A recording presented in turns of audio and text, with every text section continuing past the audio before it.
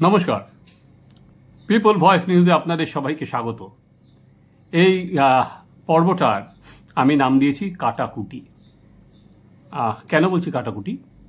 সেখানে আপনারা জানেন যে এখন দেশ জুড়ে নিট যেটা হচ্ছে প্রশ্ন আর কি কেলেঙ্কারি নিয়ে দেশ তোলপাড়।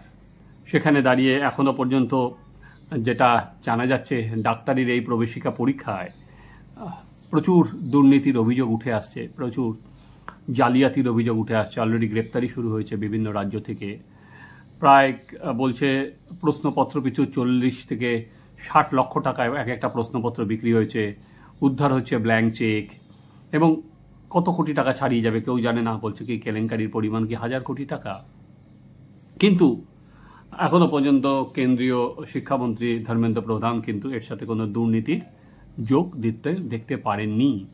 উনি সরাসরি বলেছেন দুর্নীতি নেই, যে গ্রেস মার্ক ছিল সেটা বাতিল করে দেওয়া হয়েছে, তারা আবার পরীক্ষা দেবেন।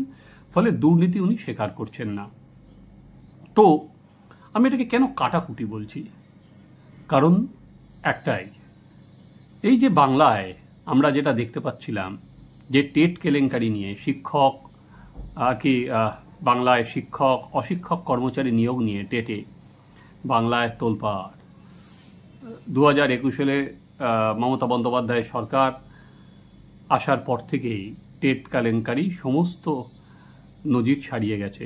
ইতিমধ্যেই মন্ত্রী জেলে, একাধিক শিক্ষাকর্তা জেলে, মন্ত্রীর বান্ধবীর বাড়ির থেকে 51 কোটি টাকা উদ্ধার হয়েছে, সোনা উদ্ধার হয়েছে, তারপরে মানিক ভট্টাচার্যের ছেলে, একাধিক শিক্ষা অধিকর্তা যেটা বললাম জেলে।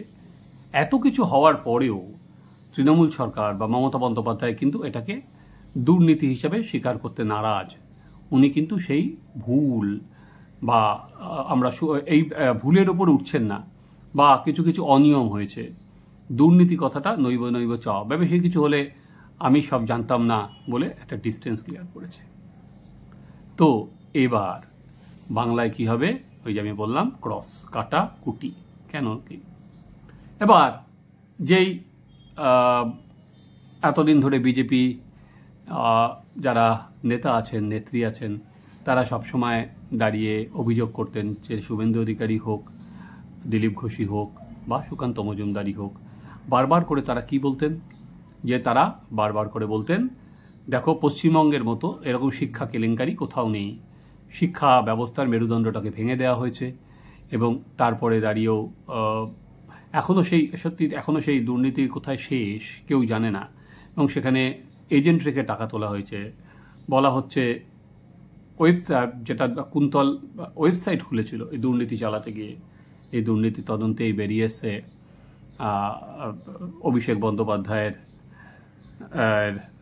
কোম্পানি লিপস অ্যান্ড বাউন্সের কথাই, যদি এখনও সেই তদন্ত শেষ নয়। বা বিচারপতি অমৃতা সিনহা বলছেন তাড়াতাড়ি তদন্ত শেষ করার কথা। এখানেই উঠে এসেছে কাকুর কথা, সুজয় ভদ্রর কথা। ফলে লতা পাতা বহু দূর একটা পর্যায় পর্যন্ত গিয়েছে।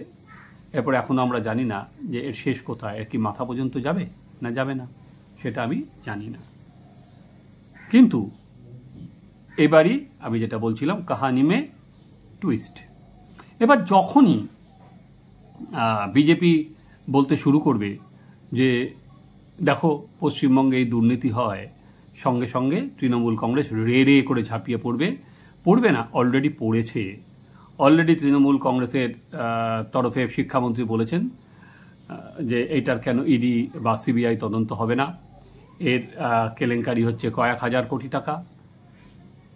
কুণাল ঘোষ আরও এক ধাপে গিয়েছেন যে যদি সার্চ করা যায় বিজেপি নেতাদের বাড়ি থেকে টাকার পাহাড় বেরোবে, এবং চুপ করে থাকছেন না তৃণমূলের অন্য নেতারাও। স্বাভাবিকভাবে মমতা বন্দ্যোপাধ্যায় এত বড় ইস্যু, তিনি তো আর মুখ বুজে থাকবেন না। কারণ এখানেও কিন্তু এই যে নেট পরীক্ষা হলো ডাক্তারি, সেখানেও কিন্তু ধর্মেন্দ্র প্রধান বা সুকান্ত মজুমদার, এখানে আরও বেশি হবে কারণ সুকান্ত মজুমদার কিন্তু শিক্ষা দপ্তরের রাষ্ট্রমন্ত্রী। কিন্তু এখনও পর্যন্ত যেহেতু ধর্মেন্দ্র প্রধান বলেছেন, উনিও পূর্ণমন্ত্রী যা বলেছেন সেই তালেই তাল মেলাবেন, এটা অবভিয়াস, এটা সরকারের স্ট্যান্ড। উনিও বলেছেন এর মধ্যে কোনো দুর্নীতি নেই। কিন্তু দুর্নীতি নেই বললেই কি হবে? সেটাই যেমন এবং দেখুন কতটা দুটো ক্ষেত্রেই কি অদ্ভুত মিল। কেউ দায় নিচ্ছেন না, যেমন রাজ্যে মুখ্যমন্ত্রী কোনো দায় নিচ্ছেন না, ঠিক কেন্দ্রেও তাই। কেন্দ্রীয় শিক্ষামন্ত্রী ধর্মেন্দ্র প্রধানও কিন্তু কোনো দায় নিচ্ছে। তাতে দায়টা কে নেবে? দায়টা তো কাউকে নিতে হবে। দায়টা কার?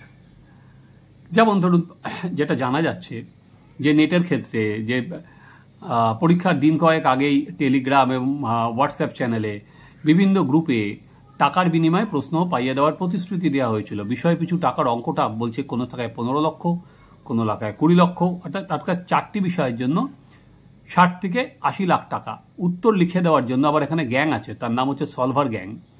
তারা সঠিক উত্তর লিখে দেওয়ার জন্য পরীক্ষার্থী পিছু তারা 10 থেকে 15 লাখ টাকা নিয়েছে এবং কয়েক লক্ষ টাকার বিনিময়ে নিজের রাজ্য না, তারা অন্য রাজ্যে গিয়ে পরীক্ষা দিয়েছেন বহু পড়ুয়া।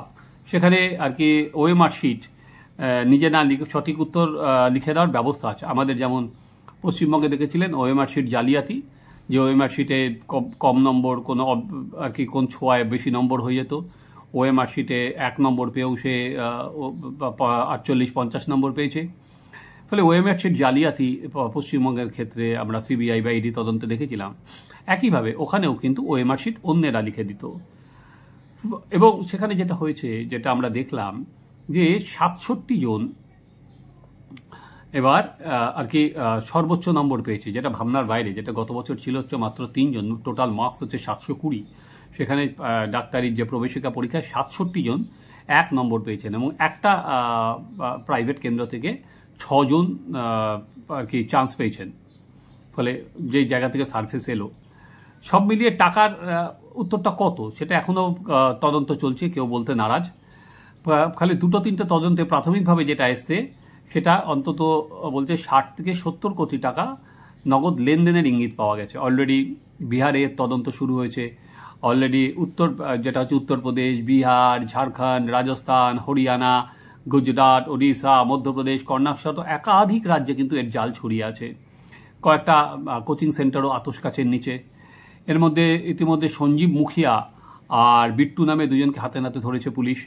পরীক্ষা মাফিয়া বলে পরিচিত সঞ্জয় মুখিয়া 2016 সালে নিটের প্রশ্ন ফাঁসের দায়ে উত্তরাখণ্ড পুলিশ তাকে গ্রেপ্তারও করেছিল। অন্য অভিযুক্ত বিট্টুও পরীক্ষা মাফিয়া হিসাবেই পরিচিত।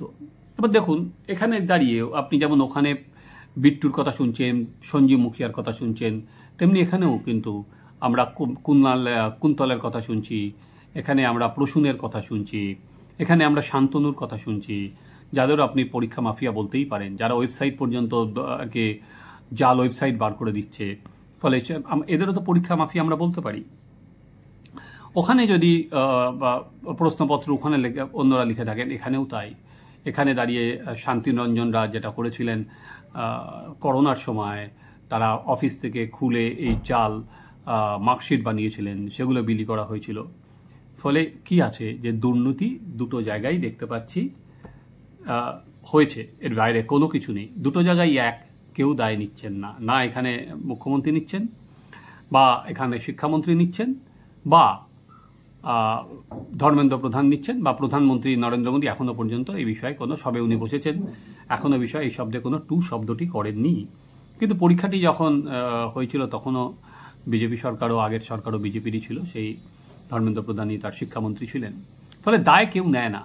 কিন্তু এবার যেটা হবে আর কি, এই যে ছাত্রছাত্রীরা যে ভুক্তভোগী, সেখানে দাঁড়িয়ে এবার আঙুল তাক করা হবে কোন দুর্নীতি বড়। এবার দুর্নীতির আর কি ফিতে নিয়ে দুই দলই ফিতে নিয়ে বসবেন। তো কাদের দুর্নীতি বড় এখানে? তৃণমূলের দুর্নীতিটা বড় না এই নেট কেলেঙ্কারির দুর্নীতিটা বড়? এবার সেটার মাপা দেখবেন আপনারা, চলবে আর কি। আমাদের সেই হ্যারে হ্যারে তুই নাকি কাল সাদাকে বলেছিলি লাল, ওই কবিতার লাইনগুলো নিশ্চয়ই মনে আছে। ফলে কে কার বিড়াল কালো সেই কথাটা হয়ে উঠবে। তো এর মধ্যে একটা শিক্ষামন্ত্রীর কথা দিয়ে শুরু করেছিলাম। শিক্ষামন্ত্রী বলেছেন ইডি সিবিআই কেন তদন্ত করবেন না। তিনি আরেকটা কথাও বলেছেন, যেটা এই আপনি বুঝতে পারছেন, এই আপনার ওনার যা কথা, সেটা এর মধ্যেও কিন্তু একটা কমিক রিলিফ। ওনার যা কথা, ওনার যা মন্তব্য, সেই বিষয়ে কিন্তু আমরা আমোদিত হতে পারেন। উনি এই ক্ষেত্রে বলেছেন যে শেষে যে আবার ডাক্তারি পরীক্ষা সেটা আবার রাজ্যে করার বন্দোবস্ত করে দেওয়া হোক, রাজ্য নাকি খুব ভালোভাবে চালাতে পারবে। তাহলে বুঝুন কাণ্ড। যা টেট কেলেঙ্কারি নিয়ে কি রাজ্য কি চালাচ্ছে এখনো পর্যন্ত দেখা যাচ্ছে, রাজ্য এসএসসি নিয়ে কি করছে এখনো পর্যন্ত দেখা যাচ্ছে, পুলিশ রিক্রুটমেন্ট নিয়ে রাজ্য কি করেছে সেটা দেখা যাচ্ছে।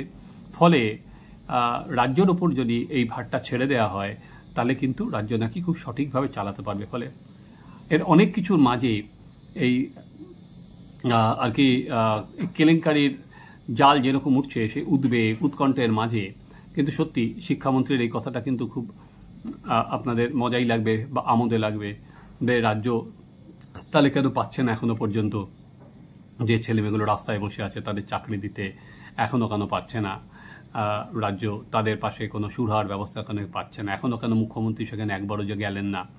এখনো জানি না 16ই জুলাই যে সুপ্রিম কোর্টের রায় আসবে সেখানে কি আছে 26,000-এর চাকরি চলে যাবে কিনা। কিন্তু এর মধ্যে ওই যে বললাম, কে কখন কি মন্তব্য করবেন সেটা তো আমাদের হাতে নেই, ওই দায় ঠেলাঠেলির খেলা শুরু হয়েছে। অতএব এখন বলা যেতে পারে কাটা কুটি। আপনারা দেখতে থাকুন আমাদের চ্যানেল সাবস্ক্রাইব করুন, আপনাদের মন্তব্য জানান।